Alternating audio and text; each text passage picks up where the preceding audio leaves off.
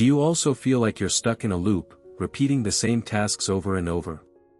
It's as if people's minds have been programmed with a code, just like memory is coded into a robot.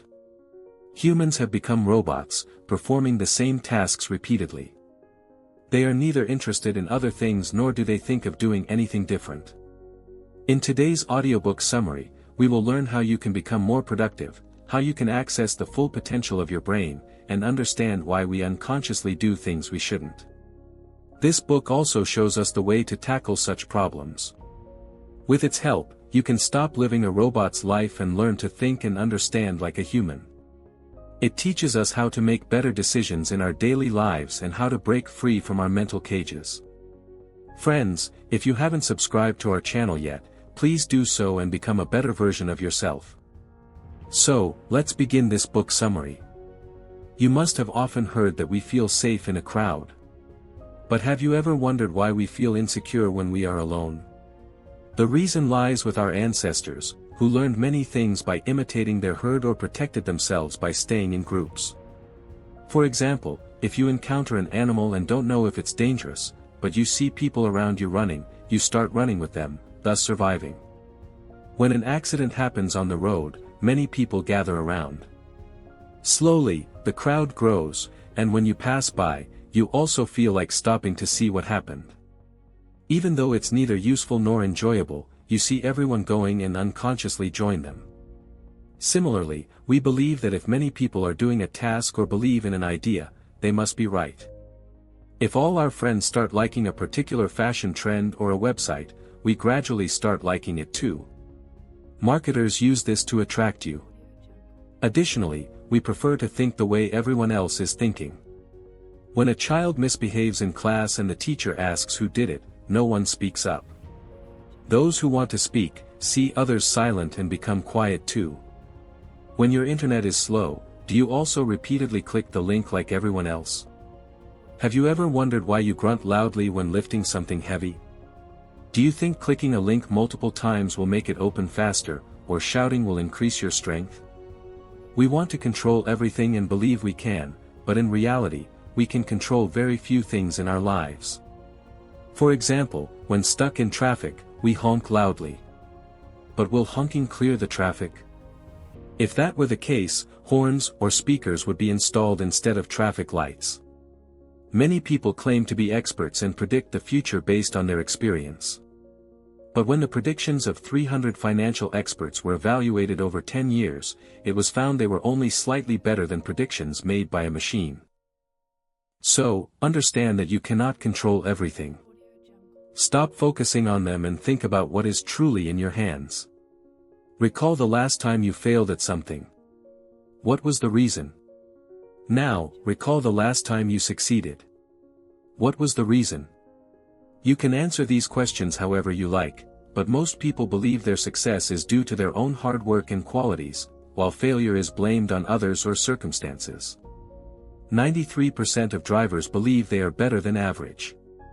At the University of Nebraska, 33% of people believed their teaching ability was above average.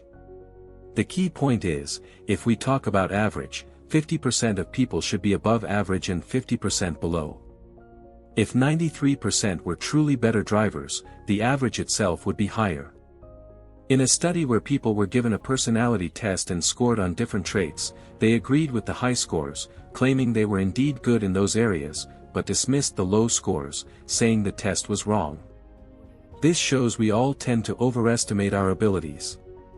If you truly want to know your capability, ask a good friend for an honest opinion about you. Only then will you realize your weaknesses. We prefer things that align with our existing beliefs. We befriend people who think like us. If you and your friends support the same political party, your friendship can be very strong, otherwise, it might not last long. We often watch channels or prefer news that reflects our views. If you believe health is genetic and not everyone can be healthy, you will search the internet until you find a website stating that. We only see what we want to see.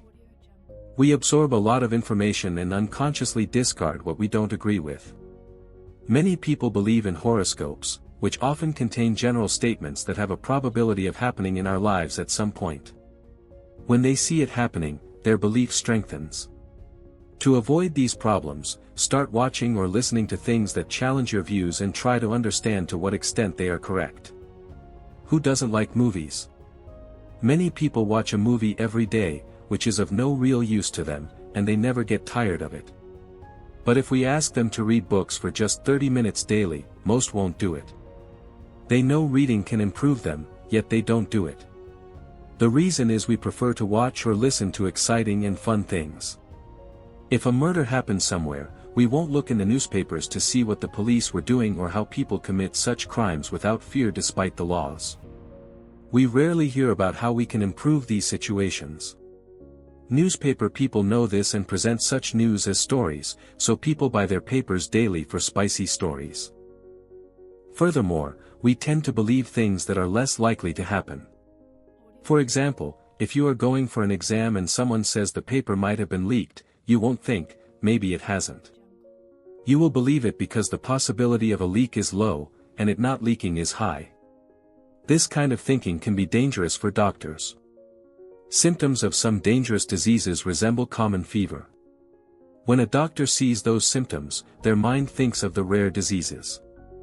Therefore, they are taught to test for common illnesses first. We prefer things that are scarce or available for a limited time. Do you know why gold or diamonds are so expensive? Because they are rare. When things become scarce, only a few people can use them, making them stand out. We consider such people special, and everyone looks at them because they have something not everyone has. Marketers use this. You must have seen, offer available for a limited time. Hurry up. This makes us feel we might miss out, and we rush to them. Additionally, we judge things by comparing them. You might have heard the saying, in the land of the blind, the one-eyed man is king. This was demonstrated in an experiment. A bucket was filled with warm water and another with very cold water. People were asked to put one hand in the cold water and then both hands in the warm water. They reported that the hand previously in cold water felt much warmer in the warm water. This is used in our daily lives. When we see the same product at two different prices in a shop, we assume the expensive one is better, even though the price may not necessarily relate to its quality. Do you think you can multitask? If yes, you are wrong. We can only focus fully on one thing at a time. You cannot listen to two people simultaneously nor pay attention to two things at once. This was proven in a Harvard study. Students were shown a video of people passing a basketball and asked to count the passes by the team in white. They became engaged in this task, and meanwhile, a person in a gorilla suit walked in, thumped their chest, and left. The students didn't notice. Furthermore, our attention depends on many things. After listening to a long speech or reading a book, we remember the beginning and the end more than the middle. You can try this yourself. After reading this summary, try to recall what you read and see which part you remember most. However, this isn't always true. If a long time has passed since you read, heard, or saw something, you will remember the end better. We remember things we encountered more recently. So, after some time, you will remember the last part of this book better. Many people are under the illusion that humans are the only animals with thinking ability. Although they have this capability, they use it very little. When calling something good or bad, we only consider our personal experience. If our experience was bad, we thoughtlessly speak ill of it.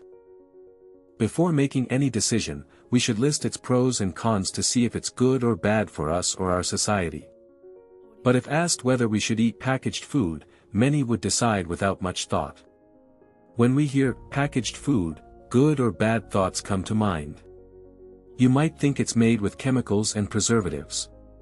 But you might not think that many companies test packaged food before marketing it, have quality certificates, and their products could be beneficial. The first thought that comes to our mind about something often becomes our decision. This kind of thinking can be problematic for a court judge.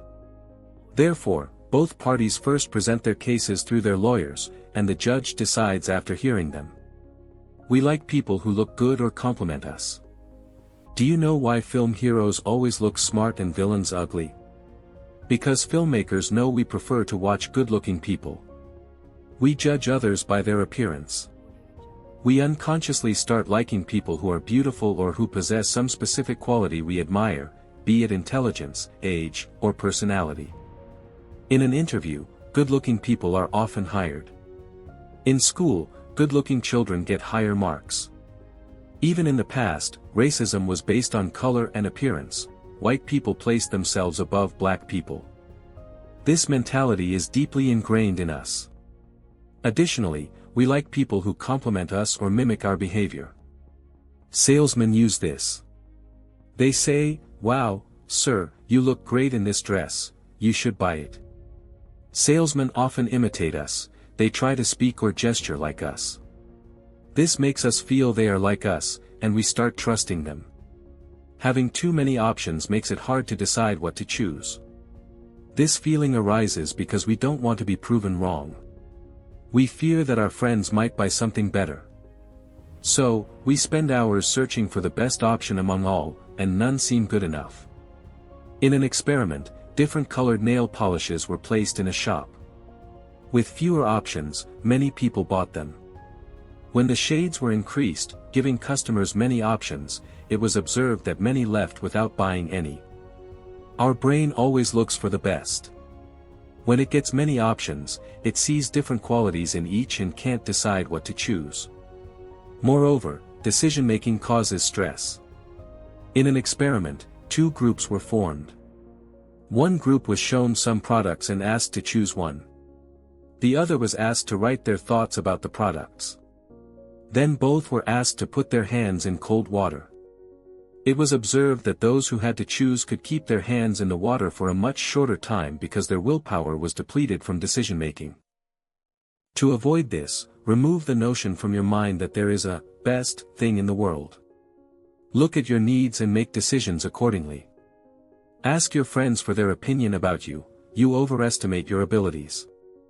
If you truly want to know your capability, invite a good friend over and ask for their honest opinion about you. This way, you can learn about your strengths and weaknesses. When we see signs like, "Offer available for a limited time," hurry up, our mind thinks that if we don't buy it quickly, the offer will be gone. But in today's world, you can find anything on the internet, nothing disappears forever. So, don't pay attention to these signs. In summary, the key lessons are: we overestimate our own abilities. We act based on emotion, not logic. We can only focus on one thing at a time. We prefer to follow the crowd, imitate others, hear compliments, and favor information that confirms our existing beliefs. If you liked our book summary, please give us your suggestions and subscribe to our channel. Thank you.